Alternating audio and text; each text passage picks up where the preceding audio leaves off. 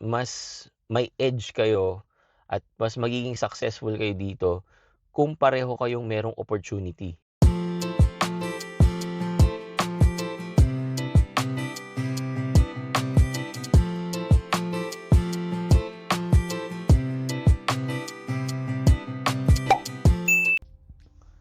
Hello guys, it's me again, Nardino TV, and for today guys, i-discuss natin yung isa doon sa 6 na changes na in-announce nung September 18 with regards to student permit or yung study permit, yung mga changes doon, no guys.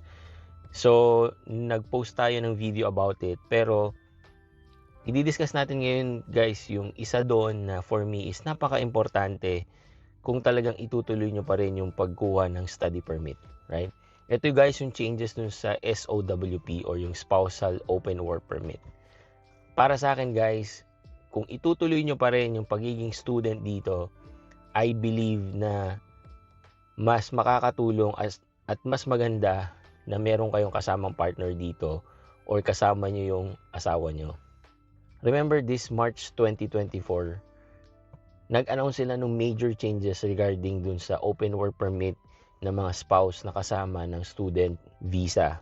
And guys, matindi na yun, no? So, ang changes na yun is, pwede ka lang mag-apply ng open work permit para sa spouse mo kung ang course mo is master's degree and other PhD program. Yun lang.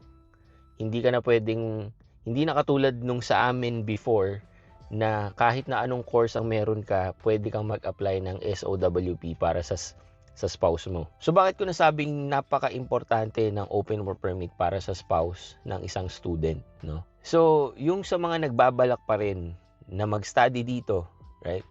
Kumuha pa rin ng study permit, let's say kahit nasabihin natin sa lahat ng paghihigpit, sa lahat ng mga changes for this year, gusto nyo pa rin mag-study. Let's say marami talaga kayong pera, no? At gusto nyo talagang gawin yung study permit pathway, sa tingin ko, okay lang naman, di ba? With all the changes na nangyari, let's say, meron kayong means to pay. Kaya nyo nang i-cover yung tuition fee, yung proof of funds, tapos pati yung cost of living nyo rito, let's say, kaya. And, hanggat maaari, dapat meron kayong kasamang spouse para siya ang kukuha ng open work permit. Tingin ko yun yung magandang setup ngayon kung let's say itutuloy nyo pa rin na mag-student dito sa Canada. Bakit ko nasabi guys? Pag meron kayong kasamang open work permit holder dito at makakuha siya ng magandang company, especially kung sa government pa siya makapagtrabaho, malaki ang chance niya na makakuha ng provincial nominee program na gagamitin nyo para sa permanent residency application nyo. So magkakaroon na kayo ng maraming options, no? Hindi lang yung student pathway ang magiging means nyo para maging PR kayo. Magkakaroon din kayo ng opportunity para ma-PR kayo gamit yung open work permit. Right? And tested po yan kasi nangyari yan sa amin, no? So hindi pa tapos yung wife ko na nag-aaral, processing na kami ng permanent residency namin kasi nakakuha ko ng provincial nominee program dito sa British Columbia. Right? Pero guys, syempre, hindi ganun kadali. Kailangan nyo pa rin magplano. Kaya guys, sa lahat ng gagawin nyo dito sa Canada, napaka-importante ng research, planning, and kailangan meron kayong magandang source ng mga information para talagang mag-guide kayo ng tama at maging successful yung pagpunta nyo talaga dito. Right? So, hindi ko sinasabi guys na basta meron kang kasamang spouse, sure ball agad. Hindi. You need to analyze guys, number one, kung saan kayo pupuntang province.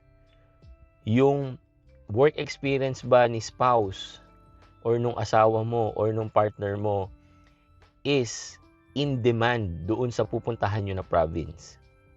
Right? Let's say, for example, pupunta kayo ng Manitoba, right? And then let's say, ang work experience ng husband mo or ng wife mo is nasa information technology or IT, di ba? Kung dun sa Manitoba, hindi naman ganun ang kailangan, right? Oo nga, medyo matipid do'n ng konti. Pero at the end of the day, makakahanap ba ng magandang trabaho yung spouse mo na makakatulong sa inyo para ma-PR kayo, right? Sa ngayon guys, hindi lang yung basta merong trabaho. Kailangan guys, yung trabaho is makakatulong sa inyo para ma-PR kayo dito. Hindi kasi katulad dati guys na, malaking tulong si Open Work Permit kasi makakakuha siya ng full-time, magkakaroon siya ng sweldo, at makakatulong sa finances nyo. Yun lang naman di ba? Kasi pwede kayong umasa dun sa student para siya ang magli-lead para ma-PR kayo, no? Pero kasi ngayon, tingin ko hindi na ganon ang kalakaran. Mas may edge kayo at mas magiging successful kayo dito kung pareho kayong merong opportunity. Kaya wag kayong mabubulag dun sa work ko is supervisor, manager, or whatever, right? Pag yan guys, walang pathway or walang maitutulong sa inyo para ma-PR kayo, kahit gaano pa kaganda yung title ng trabaho nyo, at the end of the day, hindi nyo nakuha yung main goal nyo, which is yung ma-PR kayo dito.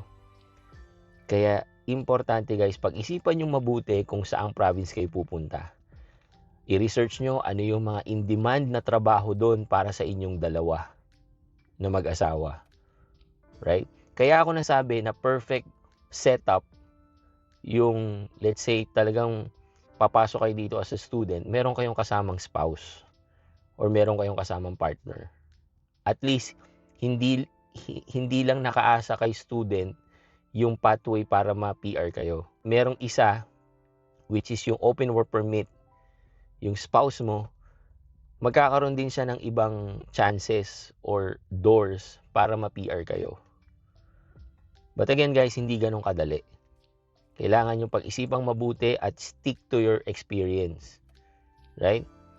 Let's say, for example, dito sa BC, right? Kailangan yung i-research yung mismong website ng British Columbia at i-check nyo doon kung ano yung mga possible provincial nominee program na meron sila at i-match nyo doon sa experience nyo. Kumbaga talagang targeted dapat yung pupuntahan nyo na province, ano yung work experience, ano yung mga opportunity na pwede nyo puntahan para ma-PR agad kayo dito. I have a feeling that nagsasara na yung mga pinto or yung mga pathway para sa Canada sa ngayon, no? Hindi natin alam sa mga susunod na mga taon. Yeah guys, yung mga papunta dito na nakapag-process na ng student, pag-isipan nyo munang mabuti guys.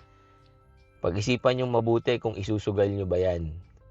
Kasi nga yung mga nangyayari ngayon, talagang nililimitahan ng Canada yung mga immigrants na papasok for the coming years. Hindi lang po this year, for the incoming years, hihigpitan pa nila lalo yan for sure. Kaya po ako, sinishare ko lang sa inyo based on our experience din kasi guys, nanggaling din kami sa student pathway, no? Para sa akin, again, hindi po ako consultant o whatever, right? Do your own research pa rin. Pero para sa akin po, kung talagang itutuloy, kung sakaling kung ako ang nasa sitwasyon nyo at itutuloy ko yung pagiging student visa or yung study permit pathway, for me, ang the best setup is meron kayong kasamang spouse or meron kayong kasamang partner. Na partner nyo talaga ha, partner nyo talaga, asawa nyo talaga guys. Hindi lang for show, 'di ba? Para guys, dalawa kayong magkakaroon ng opportunity para ma-PR kayo. Kasi guys, meron din ako ditong mga nakita, may mga friends din ako, meron akong mga nakausap dito na hindi pa tapos yung pag-aaral nung student, na PR na sila because nga doon sa spouse. So napaka-importante rin po talaga na marami kayong options, 'di ba? From kung kaya niyo plan A to Z, mas maganda. 'Di ba? Kung pupunta talaga kayo dito.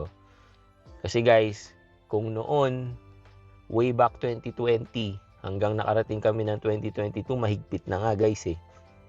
Ngayon pa guys, ang dami ng changes ngayon. Nasa sa inyo pa rin naman po. At the end of the day, kayo pa rin na magde-decide. Kami po na nag-share dito ng mga nangyayari sa amin dito is magiging nyo lang, magiging guide nyo lang, no?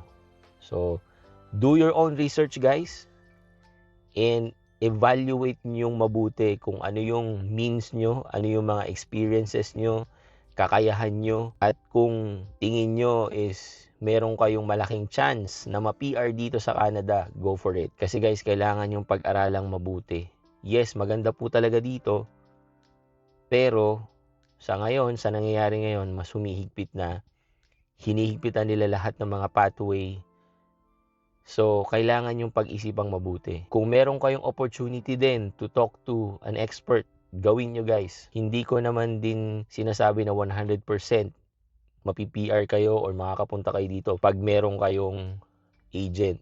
But, again, expertise nila yan eh. So, kung may mga questions kayo, at least masasagot ng maayos, masasagot ng mga experts. Pero sa akin po talaga, if itutuloy nyo ang study permit visa or student pathway, I will highly recommend na meron kayong kasamang spouse. At yung mga experience ni spouse or yung work experience niya is targeted doon sa mga available provincial nominee program ng isang province kung saan man kayo pupunta.